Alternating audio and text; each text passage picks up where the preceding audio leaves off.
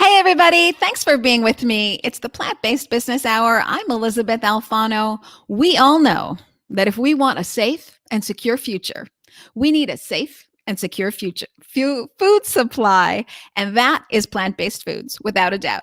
But to get more plant-based foods, because let's face it, you need more than Impossible Foods and beyond if you're going to feed the world. We need plant-based investors. Let me bring on today's guest. He flies a little bit under the radar, so I'm really excited to have him with me. Adam Slutsky, thanks for being with me. Sure. Happy to be here, Elizabeth. Thanks for having me. So I call you plant-based biggest and newest investor. While that's maybe not 100% true, you're probably not the newest. You do fly under the radar, and a lot of people don't know that you, as the co-founder of Moviefone, and you are also the CEO of Mimeo, and you chief operating officer of Tough Mudder. I mean, you're very big in the business world. A lot of people don't know that you've shifted your interest to plant-based. So we're here to bring it out for people. Before we dive into the details of what you invest in, why you invest in it, what your predictions are for the future, let's go a little bit to your personal story. You are very personally connected to investing in plant-based. Tell me why you got into this. Sure. Well, I mean, the very brief overview is basically I was very fortunate years ago to have found out that I had full-blown heart disease at the age of 42. Though I've never had high cholesterol, nothing with triglycerides, nothing with inflammation in my blood. There's no heart disease in my family. And yet I was very lucky to find a very early CT scan of the heart examination while I was sitting on the board at Canyon Ranch, the wellness resort. And I went and took one and found out that it appeared as though my arteries were so clogged in parts of my heart that there was a 90% chance I'd have a heart attack or stroke within the next 5 years. So that kind of changed things. That'll wake you up. Yeah. Well, it didn't wake me up. It definitely woke my wife up. So that was good. So I ended up becoming, some of my friends have teased me, basically probably one of the most read people on the formation and causes and possible ways of addressing heart disease. As someone who's not a doctor or not in the medical profession, I read the China study when it first came out, and all the way through. And I happen to have known some folks connected to Cornell, the Cleveland Clinic, UCSF, et cetera. And so I had access to a lot of things. So the very quick version of it is I didn't go all plant-based at that time. Frankly, in 2005, the world wasn't saying go plant-based and it's going to revert heart disease. Right. But I already ate well, so I was just a little more cognizant of what I was doing. And what happened was about 12 years later, still being completely asymptomatic, I was taking a stress test twice a year to see the progress, perhaps, of the clogging of the arteries in the heart. And the assumption was that without going invasive, it would come up through a stress test. One day I would probably fail a stress test or struggle on a stress test. And sure enough, in 2013, after taking 13 stress tests in the previous 7 years, something looked a little funny, and yet I still had no symptoms on the treadmill. And ended up, we went inside, did a catheterization, and found out 3 of the major arteries of my heart, including the LAD, which is the major one, were anywhere between 85 and 95% blocked. I wasn't even 50. We dropped in a bunch of stents. And on that day, I was kind of whispering with my doctors at Columbia and Cornell.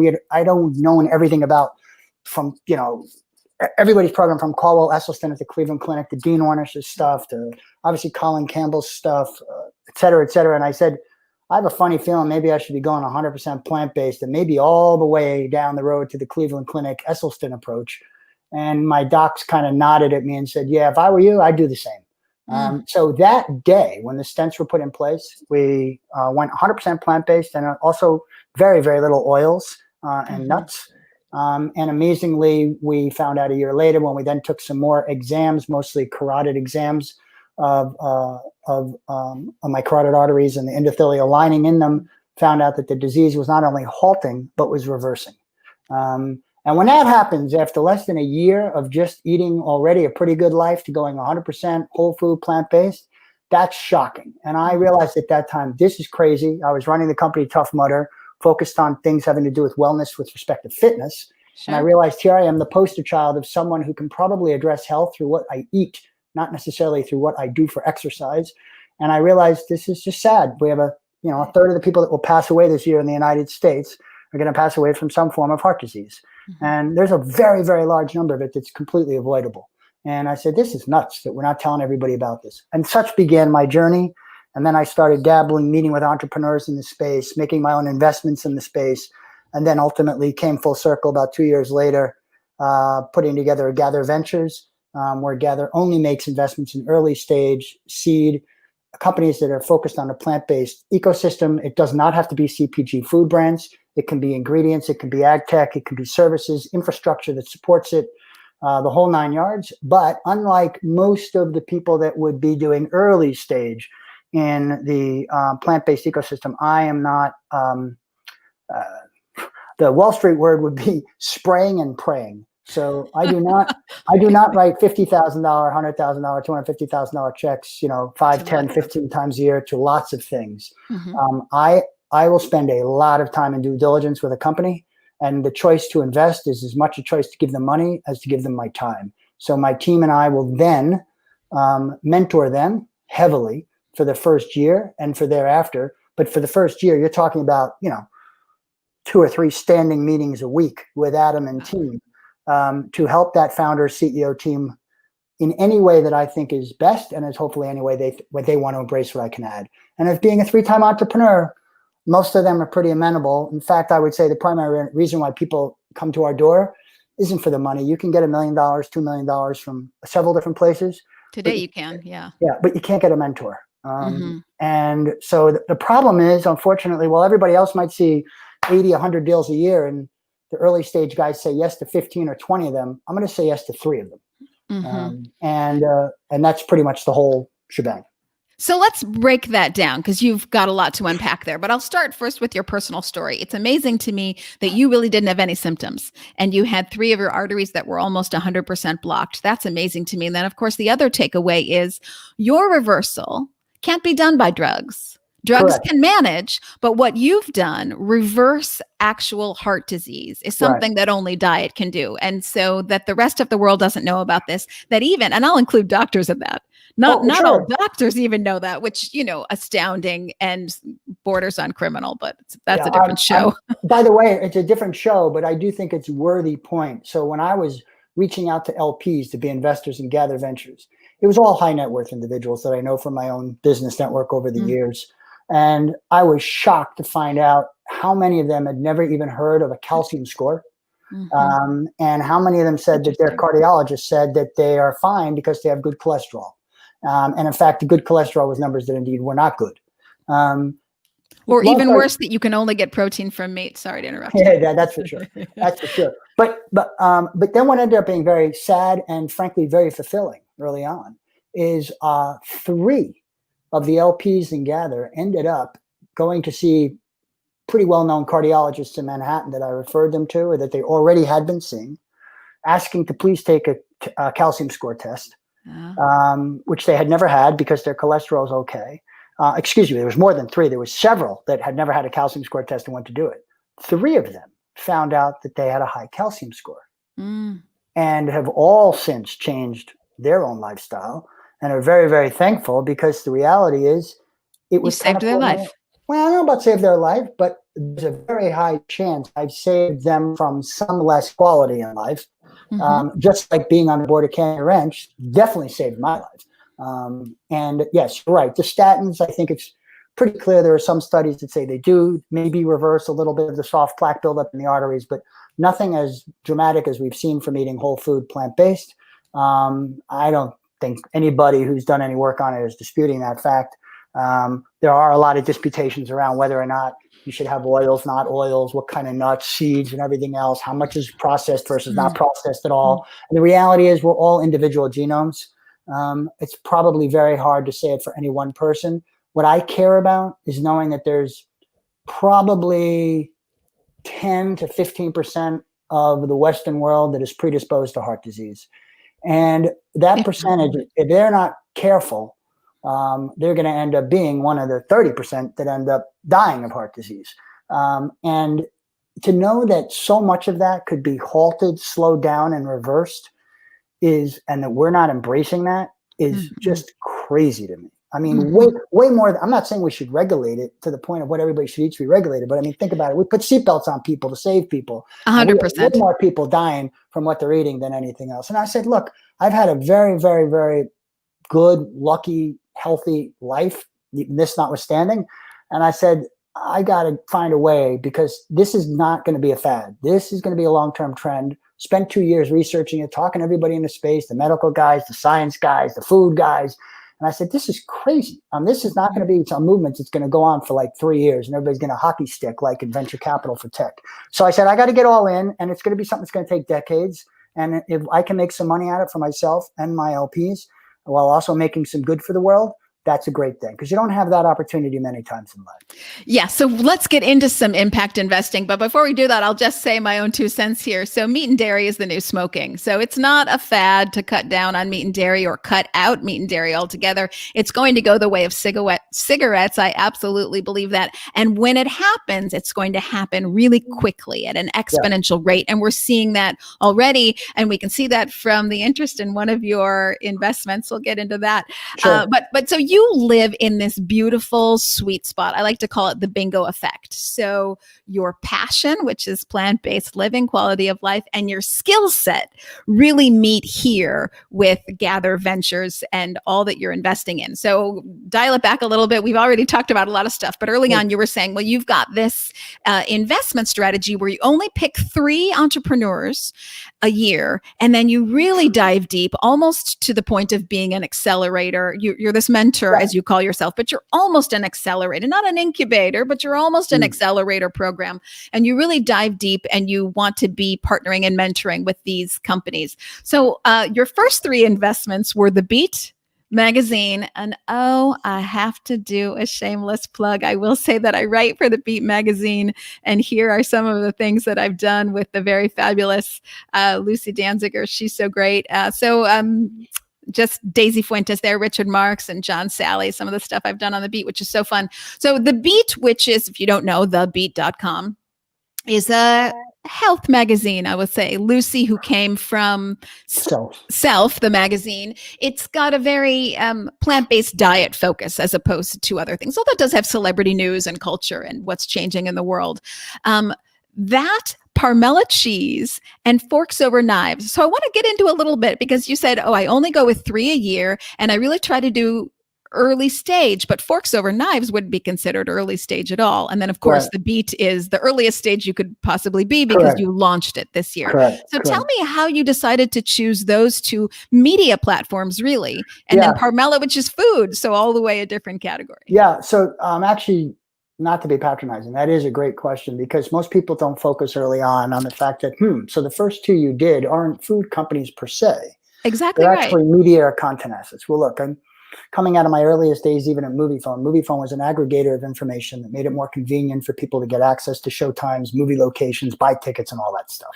And you learn a lot from those early experiences.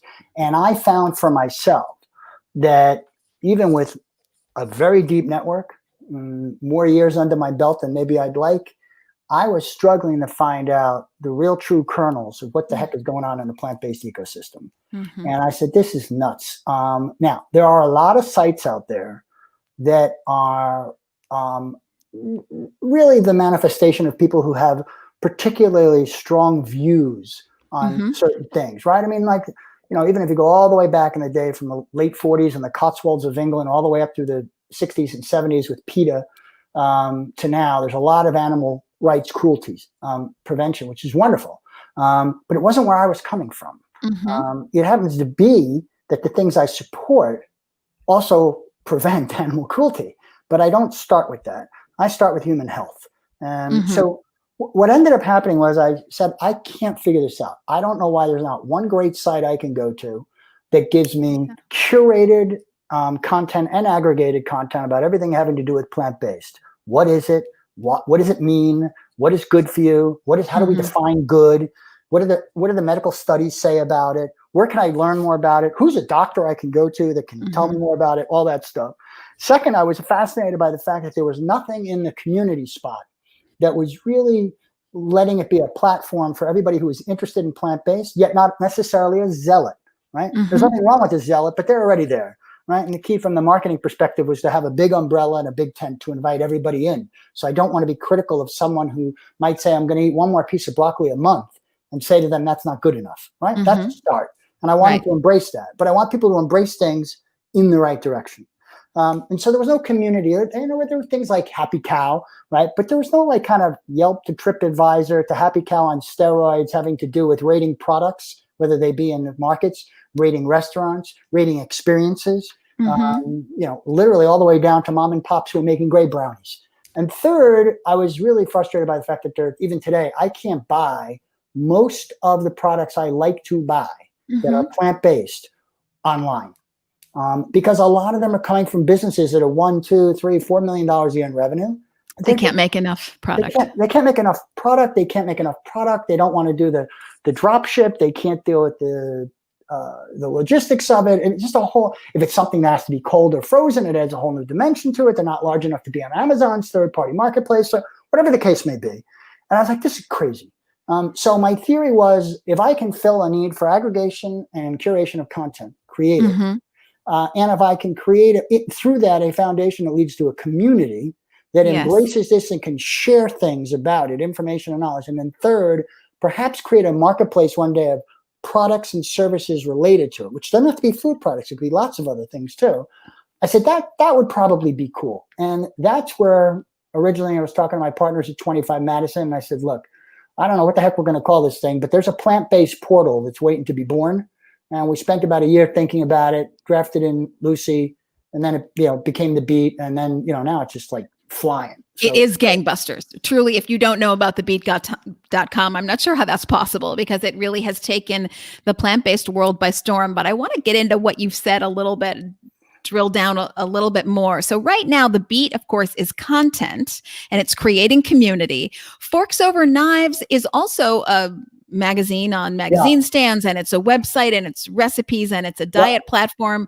But are you saying that Forks Over Knives is going to put out some products and that might be sold on the Beat? Am I in the wrong direction? First of all, you should be as open-minded as you want to be, including to the point, if you recommend a good idea, I'm sure I've got a couple for you, actually. We'll talk about after the show. but nonetheless, to take that where you're going, with respect to Forks, right? Forks is also a media asset.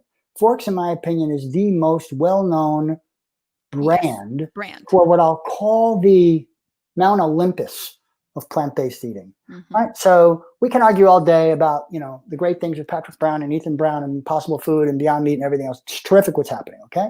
But, right, for Forks, that's not good enough, right? The Forks brand will embrace that as something maybe as a starting point, but the real theory is about reversing disease or slowing down disease, heart disease, diabetes, et cetera. And for that, there's no question that whole food is a better way to go.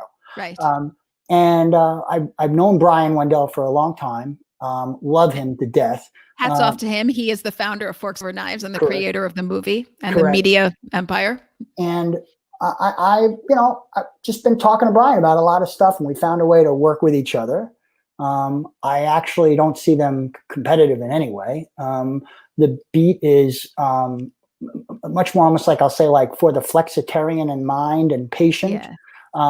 It also is going to have more what I'll call newsy stuff. So as you've pointed out, right, it's important to track what's going on in the celebrity sports and other worlds, not to create puff pieces, but when there's a real thing happening that they're doing, like Lizzo is now eating, not only plant-based, but raw. Yeah. She has 9 million fans on Instagram. They'd like to know that, and they'd like to know why. And there's a story in there. So all of that is very connected. Now, with respect to whether or not there are products that come out of Forks Over Knives, we'll see. Okay. I certainly think that Forks has an enormous opportunity in the marketplace. I think Brian has created a movement with his millions of followers, and I believe that he's done an amazing job with his team on it. And I just see lots more happening in the space. But frankly, it's hard to pivot a company that's known as a media asset company into other products and services, whether it be food is medicine, food certification programs, nutrition programs, corporate insurance related health benefit programs, food products, whatever it may be. That's a lot. And I'm not suggesting any of those are going to happen or even good ideas, but certainly those are things within the realm of consideration. And I think that their future is extraordinarily ripe. And I think that when you start with an audience of more than 1 million people that are engaged in anything, So dedicated. you have something, right? And so now the job is to go do it. And just to add the tail end on that very quickly, you're right. So the beat was something we started. Parmela was already an existing business that was classic early stage at the time. And Forks was well developed. And Forks was well developed. However, when you're making investments, there's lots of things you have to look at. And so Forks as a business is not a big business. It is still very much a small business. And actually, its business is really resting on its content media related assets of programming and information, which is critical. But I believe it has a future that is far beyond that. So that other stuff is definitely early stage. And the number one thing I look for is even not the brand or the product, but who's the entrepreneur? Who's the founder? Am I going to want to spend a long weekend talking with them for 42 hours straight? Or am I going to want to take a break? And that's the most critical thing for me, because I'm not spraying and praying. I'm going to get massively involved in these businesses. So if I'm going to help them, I better not only I better love the founder entrepreneur, and I better believe that there's someone that can bust through the doors to get the things done. And all I want to do is help them avoid 8 of the 10 mistakes they otherwise would have hit, so they don't take steps backward, and probably find a couple of ways to jump forward faster than they would have, and provide them with capital, whether it's the first round, the second round, or the third round, to help them get there. Okay. Again, so much to unpack, folks. I'm trying to keep it all straight in my head. First of all, let me just say before we move on, if you haven't been to thebeat.com, and for those of you who are asking, I see all the questions online. It's thebeat.com, thebeat.com. Elisa Beck is asking. So if you haven't been there, what sets it apart also is this sense of joy. So no shame, no guilt, none of this. It's a very happy community that says, here's some great news. Here's some good news. Here's a diet tip. Here's a diet plan. Here's somebody who's successful. Here's how you can have this great fun sense of community on the beat. And so it's very all inclusive and very positive and very newsworthy and very helpful. So many helpful tips, diet tips, and they're just a great platform. So thebeat, BEET.com. And then Forks Over Knives, I think we're just going to have to watch, because it is one of these really well-known brands, these gold standard brands, but so much more to do with it. So I can't wait to see what you do with that. Now, you had said there's no place where you can buy things. I think of Thrive Market, but are you thinking of an alternative market plan? Yes. First of all, Thrive subscription-based programs and things like that are a little different. Number one. They are appealing to a very, very particular demographic, psychographic, frankly. And I'm not opposed to that. But I can tell you that of the, in the last 5 months, Gather Ventures has had, I think as of today, 44 pitches from companies. I was going to be my next question. How many people track you down? Well, enough. And that will change. I mean, we haven't even put the website up. I mean, it's crazy. But anyhow. Yes, I went to your website and none of the buttons work, but that's okay.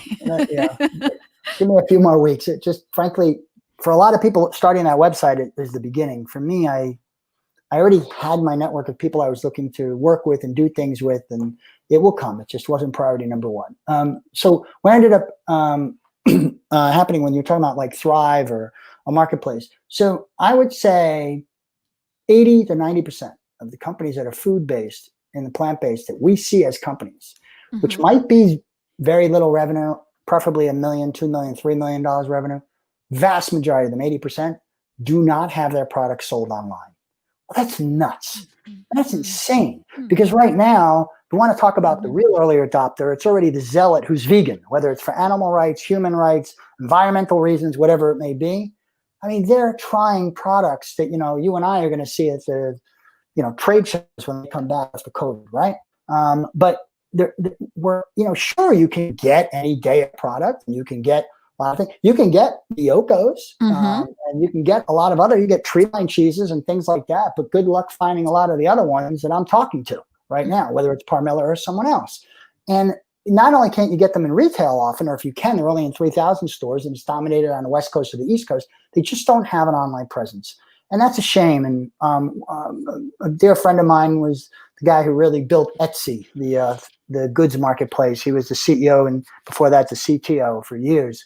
And I was talking to Chad once about this idea, and he's like, it's funny, it reminds me of Etsy, because Etsy was not providing a platform or a marketplace to people that were already $10 million a year businesses. It was actually started for people that were hobbies. Well, if there's somewhere between a hobby and a $10 million a year business, there's lots of people that have lots of products, right? You know, I'm not going to name them, but you and I both know 20 businesses, whether they have a little pop-up store, whether they're in cheese, whether they're in bars, whether they're in cereals, whether they're in baked goods, and they actually have a business where they're doing like $500,000, $1 million, $1.5 million a year, but they have no distribution other than like around their neighborhood or through their local club. That's a shame. And so I think there's an opportunity to power that in some way, but how that works is a little tricky. So it's not necessarily a Thrive, but it might be something that looks more like an Etsy than it does an Amazon as well. So that's I think this is so interesting because, again, you couldn't have had better timing with the beat, and you couldn't have had better timing here. Of course, you didn't predict COVID-19, but COVID-19 has driven so much business to be direct to consumer. And so many businesses are having to pivot so that they can go direct to consumer as grocery stores don't take new items or restaurants shut down, et cetera, et cetera. And they're having to come up with these different business models. And so I think there's just going to be a familiarity of people in the future having all their groceries delivered to them, not even going out at all. And that's going to be a direct-to-consumer model. So again, timing couldn't be better for that. As you were saying before, okay, people are starting to come to you. You've had 44 since just this year, I think you said. And you're picky. You're only going for 3 because you're going to spend a lot of time with them and you're really going to dive deep to mentor them. So what do you look for in a team or a founder? So there's a couple of things. We do have a little criteria chart. I'll say one is the 30,000 foot view, another one is the 10,000 foot view. And if they can get past that, maybe we're starting to do what I would call preliminary due diligence before thinking about a term sheet or something like that. The very, very high level of do's and don'ts. So nothing is written in stone. I have enormous latitude with the fund at Gather Ventures to do what I think is best to do. However, I have a focus. And so in terms of themes, I would say it must be scientifically known to be beneficial to the preponderance of the human race. Okay? And so Thank you. Start with that. It will, by nature, if that's true, I would argue, almost always be beneficial for the environment. Not always, but most of the time. And which will also have a corollary effect of being probably something that's reducing the harm to animals. But it starts with human health. And we can come back to that in a second. Second, I would prefer there to be a team of more than one founder. Okay. All the businesses I've built, I've done with other partners. I don't think any of us is so brilliant that we can just do it all by ourselves. We do things with other people, number one. Number two, I'd say that if you have founders, there's probably a complementary set of skill sets.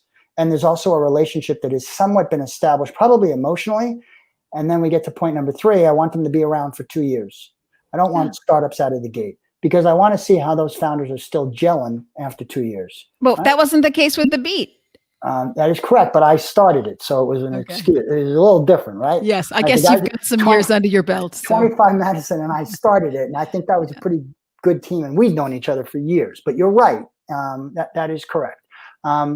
And we do have the ability, I do have the ability to start up other companies within Gather Ventures. But I would argue that one was perhaps more the exception than the rule because it was an idea I was stewing on for a long time that I wanted to get going. So going back to your question, so I'd say 2 founders, usually 2 years in business. I prefer US domiciled.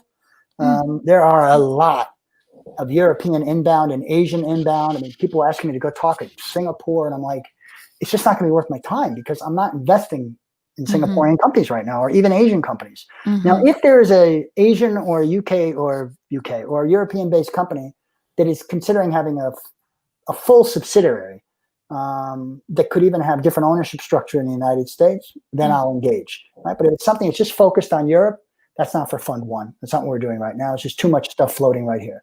Then number 4 is I want to see at least a run rate or trailing 12 months of $1 million in revenue.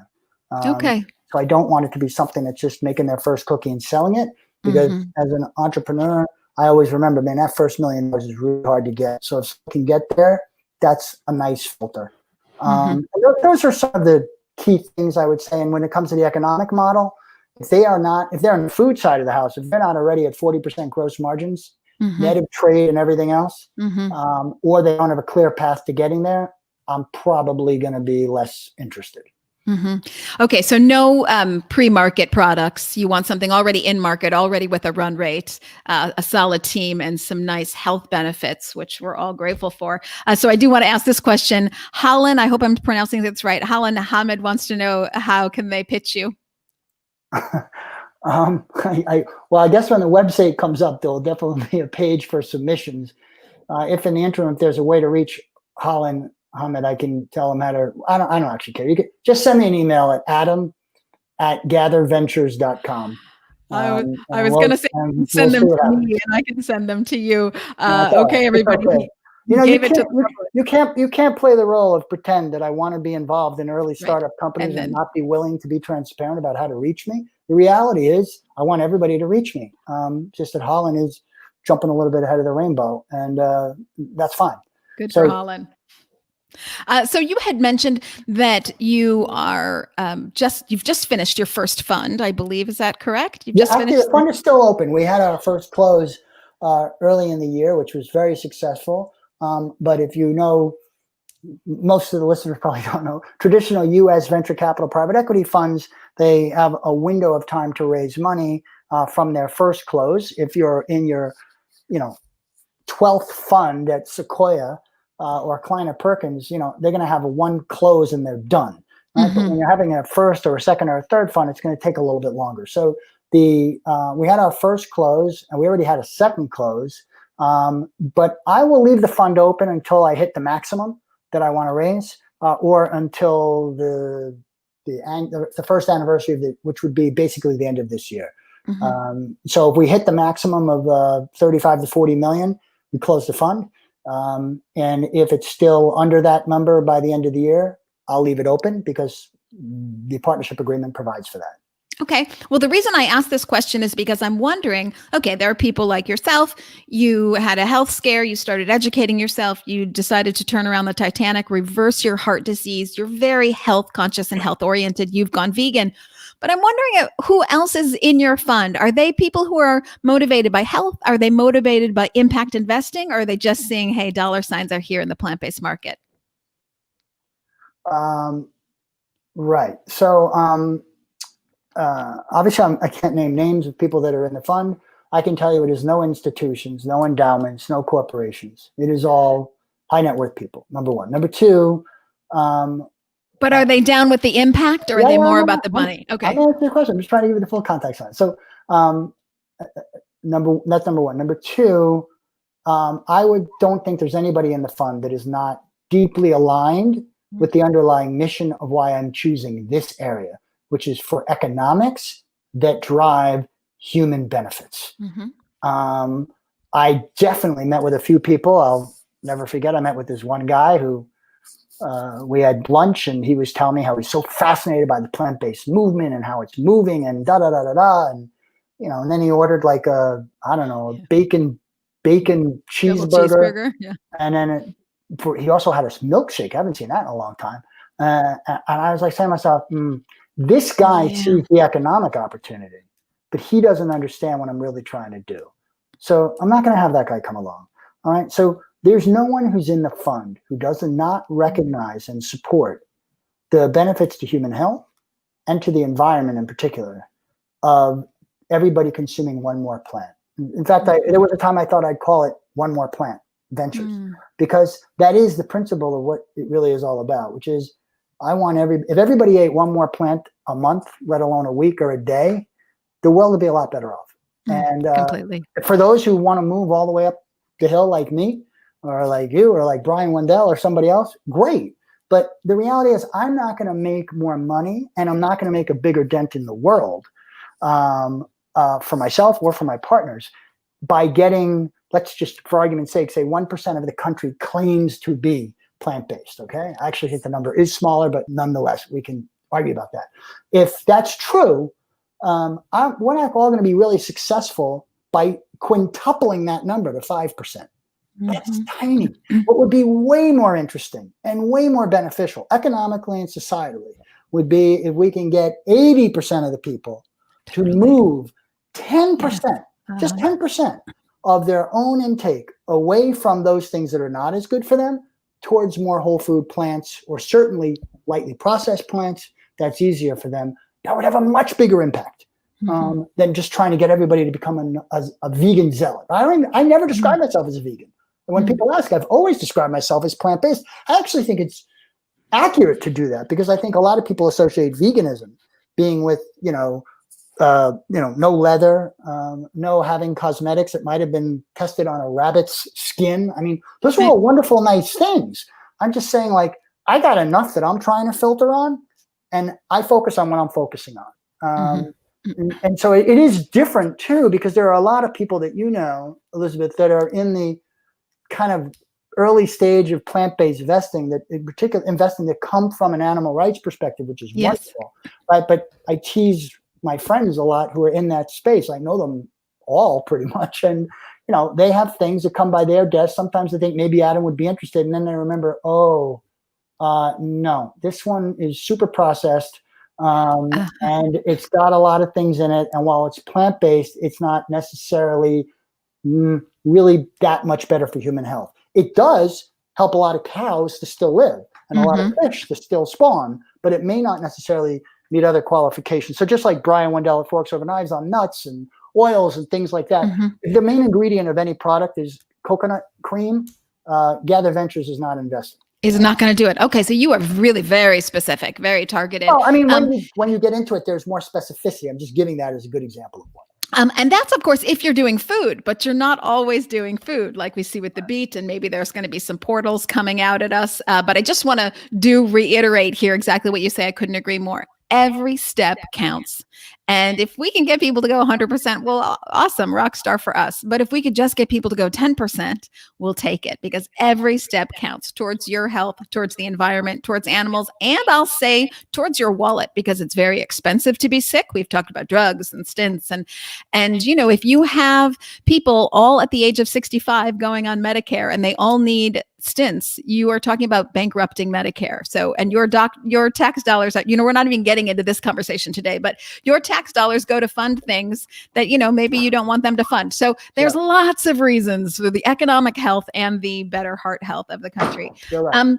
Okay. So very fascinating to talk with you. I'm just so excited about this. And I think the more people aligned with the message, the more powerful the fund is. So I love to hear that. I'll just give a little statistic coming from Vegconomist magazine.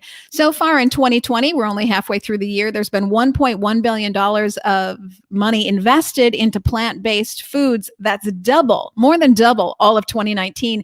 So you see that lots of people are getting the memo and the message, and they're putting their dollars behind this. So it's really a very, very exciting time. And Adam, your timing is really wonderful. So you come from a tech background, obviously co-founder of Moviefone, and you were with Mimeo and Tough Mudder. And so you're really from this tech platform. What did you take from the tech arena that you are applying here? Is it the straight old same business practices, or is there something specific that you learned in tech that you're not seeing in food and you can apply?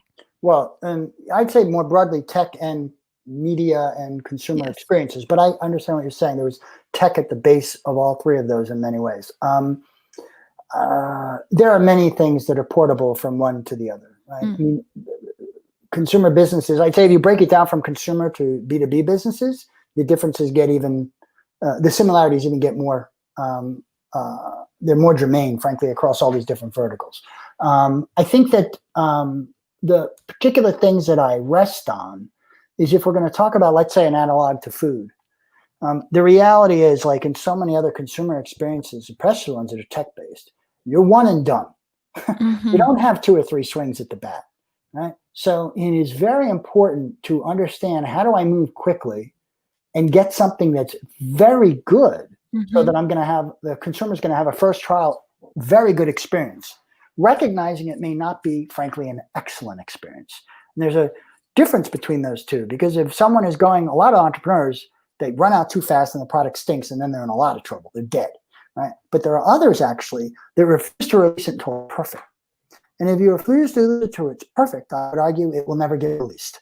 You have to find people that have the mentality and they have a product set where it is very good and you can see room for improvement, but it is not a requirement that it get to that high level of excellence on day one. It's just a hurdle. It's too hard to get to, and you'll stand in your way of your own progress. Second, when it's not food, convenience is a big deal for me. I mean, I just think so much of life is, I mean, everything in tech is based on first convenient, and then what it does is it opens the doors to new forms of satisfying a particular demand, right? So it may be more convenient to, in the old days, right, pick up a telephone and write a letter. Now it's easier to just do what we're doing right here as opposed to pick up a telephone because I can see you and everything else. But it's when you create those foundations from a daily conventional habit and you make them more convenient, that tends to open up an audience and an economic platform because of that audience to introduce new ways to not only make it more convenient, but to extend it to a whole different thing that you never had dreamed of. And when it comes to services, for instance, there's a lot missing in plant-based, a lot. There are very few co-packers and co-mans in the country that are focused on plant-based. It's a problem. That's a big problem. And a few of the people that are investors in the space and I have talked about it a lot. And one or two of them are now really doing something about it, which is great. But it's not going to be one or two.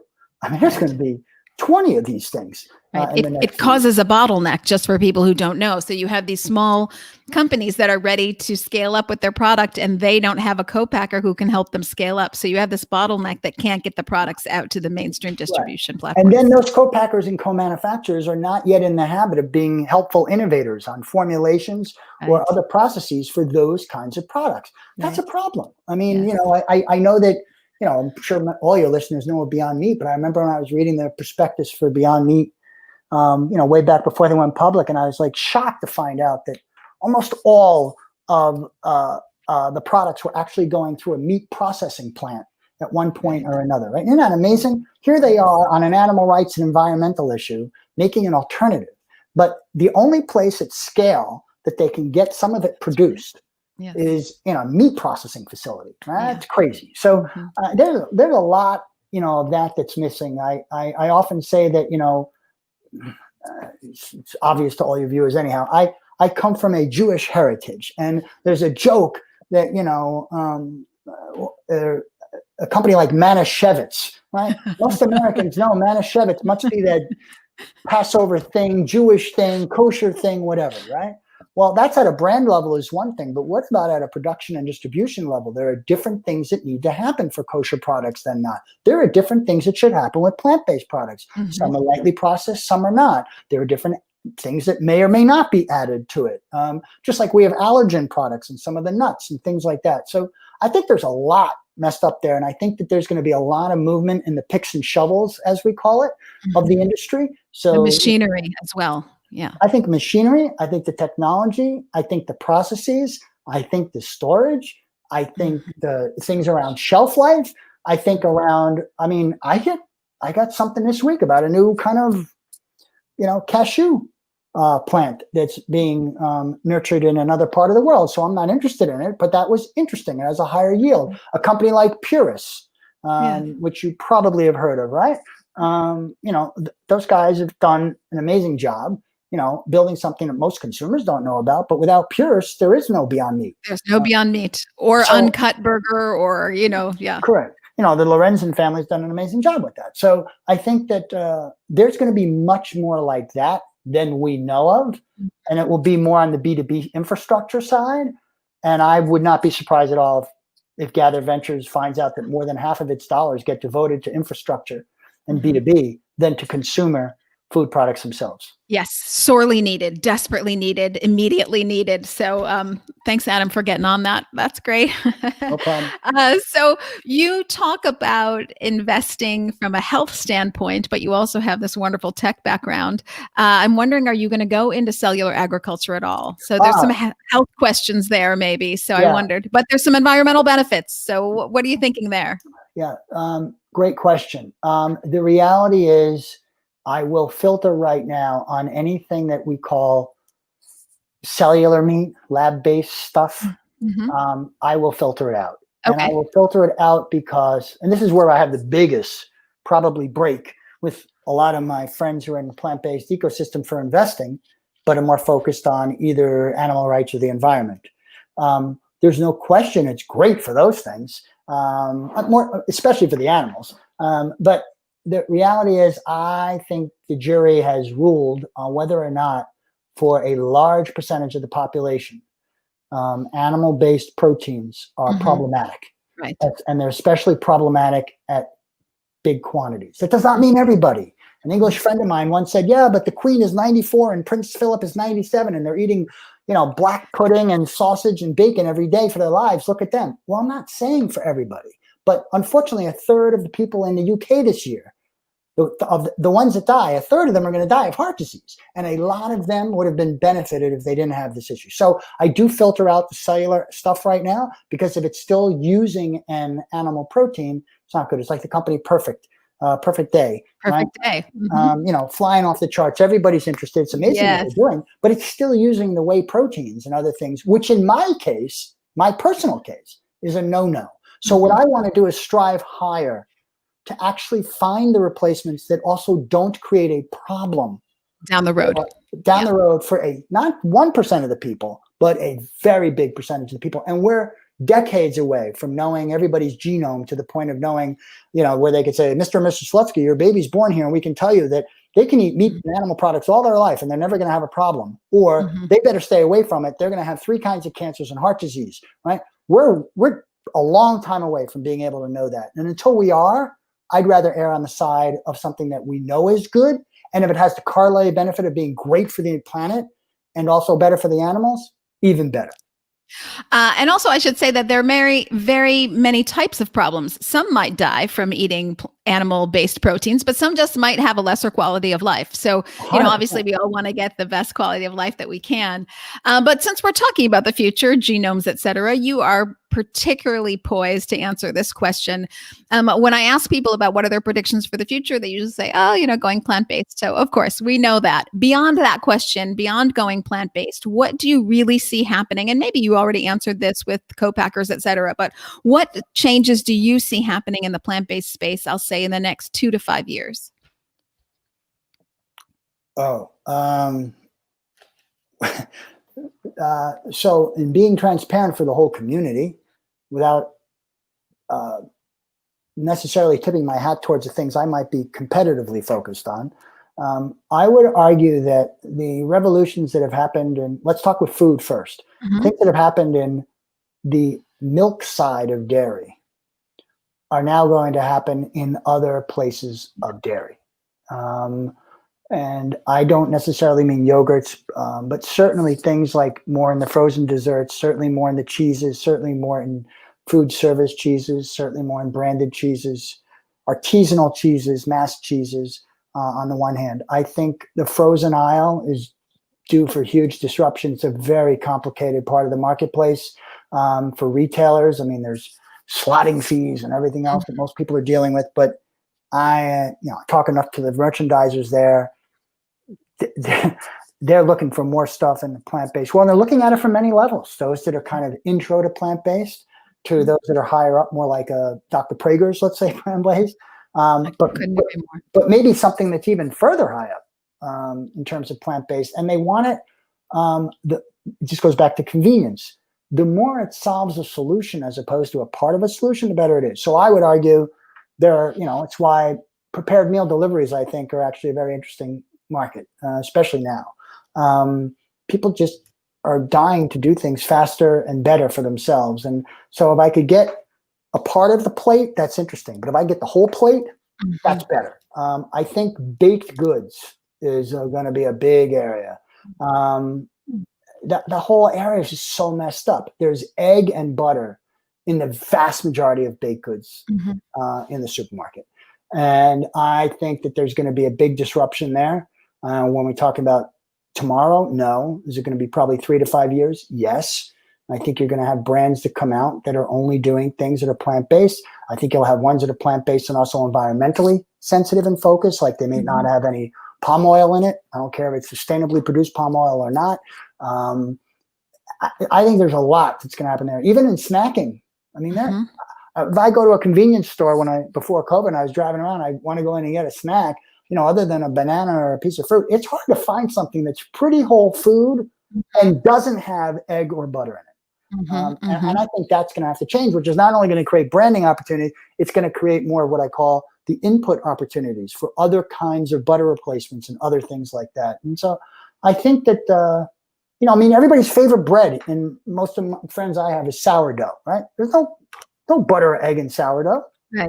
Well, why isn't there a million kinds of bread that don't have that problem? So I think there's a lot there, from grab-and-go snack to baked goods and desserts and all that stuff. Outside of it, it's the infrastructure things that are going to support that. And I also think third would be probably the one that will have the greatest economic opportunity for the right entrepreneur is going to be services. So food as medicine programs, nutritional programs, certification programs, ways of getting dietitians to understand more about the benefits of plant-based health and figuring out ways to create economic models around that. Noom has exploded in the weight loss world, right? There's no reason why there won't be something that looks like that one day. It's focused from a plant-based perspective. I think there's going to be services that might even go B2B to medical doctors who are focused on diabetes, doctors who are focused on cardiovascular issues, general internists, just a whole mess of things. So my fear is not that the plant-based economic system is going to go bust because it starves. No, it's the opposite problem. It's going to have indigestion. There's so much going on. And that's why I'm in, frankly, a little bit of a sad world. I was always the entrepreneur pitching someone to raise money or sell an idea. And I couldn't stand getting a no. It was like so hard, but you get used to it. Now I'm on the other side. And I'm saying no all day long. But I don't want people to not have the motivation to keep going, because I want them to disprove me if I'm passing on them, or at least recognize if Gather's passing on them, there's someone else that they're good for. It just may not be what I do. So I think I gave you a smattering of answers, both in food, infrastructure, and services. Yeah. Oh my gosh, so much to unpack. I just want to reiterate a couple things that I'm seeing on my end. I'll do a shout out for Fora Butter. I love them. They're doing a commercially available butter so that you can have croissant and not have any butter in it. I love them. PCRM is doing education towards doctors to try to get education out there about whole food plant-based diet and reversing chronic diseases with a diet. How easy, how inexpensive, how wonderful. The frozen food aisle, it's actually changing during this conversation. Frozen food is changing right now. It needs revamping so much, and the grocery stores recognize this. So it's a domino effect that's happening while we take place. And what I keep seeing out there is these services that are actually offering nutritionists. So not only are you getting the meal plan delivered to your door, which is wonderful, but there's companies like Plantable, which is also saying, oh, here, we can have daily coaching so that I can keep you on the path. And I'm kind of your diet coach, and I'm also your nutritionist. I think you're going to see things soon where you can take your own pinprick of blood, send the labs away yourself so that you don't have to go to the doctor and wait in line and all that. You get the lab results back with the diet recommendations. Oh, 100%. You're low on vitamin C. Right. That's so you're getting towards a lot of the medically oriented things that are in that services pot. It gets a little tricky there because there's often going to be a lot of tech that's required to get some of it done. And a lot of the food entrepreneurs or the plant-based entrepreneurs have to recognize if they don't also have a team that understands the technology or is adept at using the other technologies that are available, they're not going to win just for the love of it. So it gets a little more complex, and it usually requires bigger dollars too. Well, and what you're saying is you do need more than a good idea. Oh, sure. Yeah, it's just not a good idea that'll get you to the finish line, folks. There's also the team and the vision and the execution and so much. We could have like 3 shows with you, Adam. I hope that you'll come back. Somebody's asking me about the spelling of Fora Butter. It's actually Fora Foods, so forafoods.com, and it's Faba Butter. Sorry about that. It's called Faba Butter, and the company is Fora Foods. I only have a couple quick exit questions for you before I let you go, because I know you're on a tight time frame. Okay. You've done a lot in the last 10 years, but I'm wondering if you could help us understand, what do you wish you knew 10 years ago that you know now?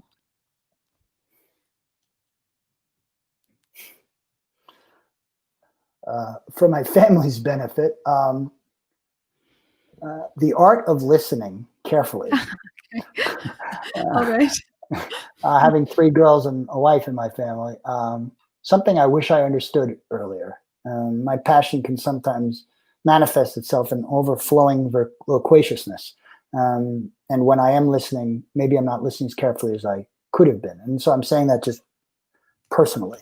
With respect to business in particular or health, oh my God. I mean,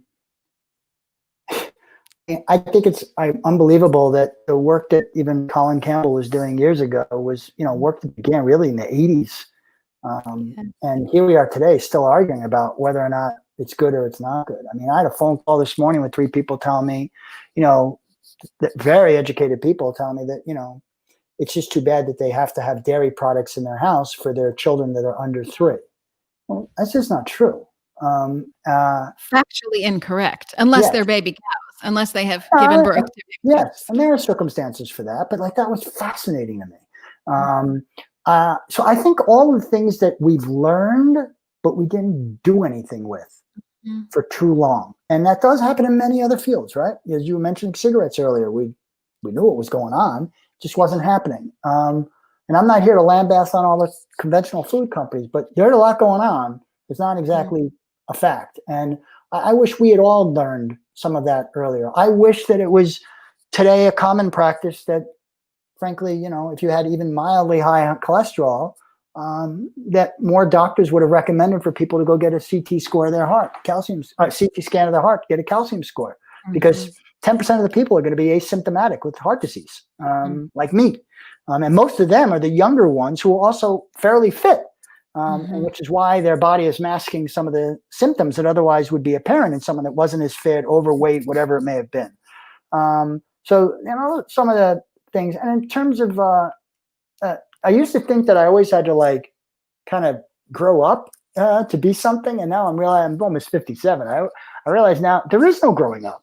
You just keep learning. The only thing that prevents us from continuing like this is that for most of us, the bodies tend to change a little bit and it gets a little harder. But I eat plants, so I'm going to live to at least 125. So I'm just starting in my career. And I think it's important to keep that perspective. And sometimes when I was earlier, I used to think, oh my God, I'm 45, my career's almost over. Well, silly. It is what you make of it to do every day. You keep the shell and the insides working well, you probably can keep going for a lot longer than you think. And frankly, the more you're engaged, the more likely you're going to have a higher quality of life, a longer life to begin with as well. I love that. You heard it here first. Adam Slutsky is going to live to 125. I'll just reiterate some of the things that you're saying here. This is the time of the empowered consumer. We knew about cigarettes, but nothing happened for a long time. We know about the benefits of a whole food plant-based diet. At least we're trying to get that word out with thebeat.com, and they do it so well there.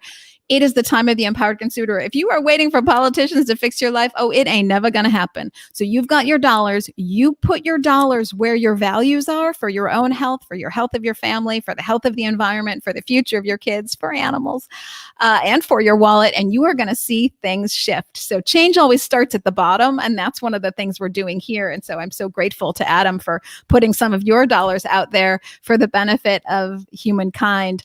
2 quickie, fast, almost one-word answers for you as we let you go. If you're having a bad day, and sometimes during COVID, that's happening for some people, what is the one phrase that you say to yourself to get your mind back in the game? That one's easy. The problem is I have about 9 of those phrases, but the main one I say is that when things appear like they're really not going so well, they're almost never going that poorly. But likewise, when things appear like they're going very, very well, they're probably not going that great either. And so I have to always remember to live in the gray of that spectrum, because you're really very rare at the extremes. So I just try to remember that. That's a good one for me, actually. Thank you for that one. Okay, my last question for you. You're running around, you're super busy, super crazy, you don't have time for lunch. What is your go-to snack? Ooh, that's not fair. Actually, my go-to snack is a Honeycrisp apple or a banana, believe it or not. May sound boring, but that's what my go-to snack is. And sometimes a lightly processed food like a decent pretzel or something like that, if I'm being a little bad. But I do pretty much stay with the good stuff. I'm not going to get into naming, maybe the vegan bar I would eat or something like that. But typically, it is actually if someone has a bag of sugar snap peas, I'm always looking for that. That's how you roll. I will say that Honeycrisp apples are my very favorite apples. So I totally get that. And the next time I see you, because at some point we will meet in person, I am going to make you my no butter, no eggs, no oil, totally whole grain muffin of bananas, pumpkins, raisins, a little bit of coconut Wow. flakes if you're okay with That's that. a little bit. Just a teeny bit. And carrots. And it is the Right. best muffin. I make it on TV all the time. So next time I see you in person in New York, hopefully, or in Los Angeles, or in Chicago, I will make you that muffin. Adam, I look want forward to to it. thank you for being with me. Such a Oh, wealth thanks for of having me. knowledge. And thank you for all that you do. Thank you. Adam, don't go anywhere. Everybody else, it's the weekend. Thank you for being with me. Next Tuesday, I will be back on the Plant-Based Business Hour. I will see you there. Adam, stay put. Bye, everybody. Thanks for all you do. Together, we're taking back our health and the health of the planet.